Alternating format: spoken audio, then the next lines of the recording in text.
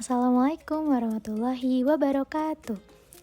Halo semuanya, perkenalkan nama saya Siti Azhara Fakhira dengan NIM 43040230099. Saya dari kelas 4C, program studi Psikologi Islam, Fakultas Dakwah, Universitas Islam Negeri Salatiga. Pernah gak sih kalian merasa susah banget untuk memaafkan seseorang? Mungkin karena dikhianati, dibohongi, atau disakiti oleh orang dekat.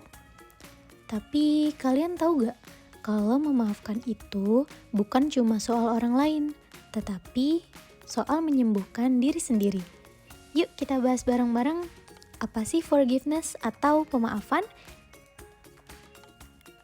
Dalam psikologi positif, forgiveness atau pemaafan adalah kekuatan karakter yang membuat seseorang mampu melepaskan kemarahan, dendam, dan luka terhadap orang yang menyakitinya tanpa harus melupakan atau membenarkan kesalahannya. Psikolog Robert Enright menyebutkan bahwa pemaafan sebagai keputusan sadar untuk mengurangi penilaian negatif terhadap pelaku dan menggantinya dengan niat untuk berdamai. Dalam Islam sendiri, konsep pemaafan disebut al-afu. Memaafkan bukan hanya tindakan sosial, tetapi juga ibadah hati. Dijelaskan dalam Quran Surah Ali Imran ayat 134, yang artinya yaitu orang-orang yang menafkahkan hartanya, baik di waktu lapang maupun sempit, dan orang-orang yang menahan amarahnya untuk memaafkan kesalahan orang lain. Sesungguhnya Allah mencintai orang-orang yang berbuat kebaikan. Manfaat memaafkan di sini ada 3 aspek. Yang pertama secara psikologis, secara spiritual, dan secara interpersonal. Kita bahas satu-satu ya teman-teman. Yang pertama, secara psikologis.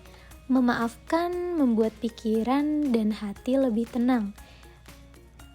Jadinya enggak lagi diselimuti rasa marah, cemas, atau ada luka batin. Ada studi yang menunjukkan bahwa pemaafan itu bisa mengurangi stres, meningkatkan kualitas tidur, dan juga pastinya menjaga kesehatan mental. Yang kedua, secara spiritual, memaafkan adalah bentuk meneladani sifat Allah, yaitu al-afu. Kita memaafkan bukan karena orang lain layak untuk mendapatkannya, tetapi karena kita ingin menjadi pribadi yang lebih baik dan pribadi yang lebih dekat dengan Allah Subhanahu wa Ta'ala. Seperti yang dijelaskan dalam surah An-Nur ayat 22, yang artinya, janganlah orang-orang yang mempunyai kelebihan dan kelapangan di antara kamu bersumpah tidak akan memberi bantuan kepada kerabatnya, orang-orang miskin, dan orang-orang yang berhijrah di jalan Allah. Hendaklah mereka memaafkan dan berlapang dada. Apakah kamu tidak suka bahwa Allah mengampunimu? Sesungguhnya Allah Maha Pengampun lagi Maha Penyayang. Yang ketiga yaitu secara interpersonal. Pemaafan membantu memperbaiki relasi. Dengan memaafkan, kita sudah membuka ruang untuk berdamai dan menciptakan hubungan yang lebih sehat, baik dengan keluarga, pasangan, sahabat, maupun rekan kerja.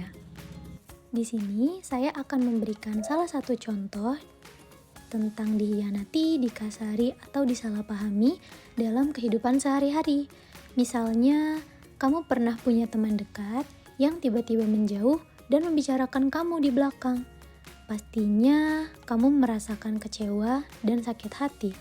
Tapi setelah beberapa waktu, kamu itu menyadari bahwa menyimpan rasa sakit itu malah membuat kamu lelah sendiri.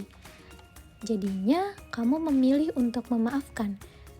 Enggak karena mereka itu meminta maaf kepada kamu, tetapi karena kamu itu ingin damai. Ini adalah contoh yang sering banget dialami sama banyak orang. Dan saat kita bilang di dalam hati bahwa saya mengikhlaskan semuanya, dan disitulah proses penyembuhan dimulai. Lalu bagaimana sih kita bisa melewati proses pemaafan itu? Di sini ada 4 tips yang bakal aku jelasin. Yang pertama, kamu harus menyadari bahwa pemaafan atau memaafkan bukan berarti membenarkan. Memaafkan itu bukan tentang setuju dengan orang atau yang dilakukan orang lain, tetapi tentang kamu sendiri yang ingin lepas dari rasa sakit dan juga dendam yang terus menghantui. Yang kedua itu kamu bisa melatih keikhlasan lewat doa dan afirmasi. Seperti kamu bisa mengucapkan dalam hati, "Ya Allah, aku ingin melepaskan luka ini, aku ingin melupakan luka ini, dan tolong bantu aku agar hatiku lapang dan juga ikhlas. Aku memaafkannya demi ketenangan hidupku." Kamu bisa mengulangi ini setiap hari, terutama saat rasa sakit itu muncul lagi. Yang ketiga, beri ruang untuk emosi. Kalian boleh nangis, boleh marah, tetapi jangan tinggal terus dalam luka itu. Baik teman-teman, itu adalah materi yang dapat saya sampaikan tentang forgiveness atau pemaafan. Semoga video ini bisa bermanfaat bagi kalian. Kurang lebihnya, saya mohon maaf. Terima kasih sudah menonton. Saya pamit. Wassalamualaikum warahmatullahi wabarakatuh.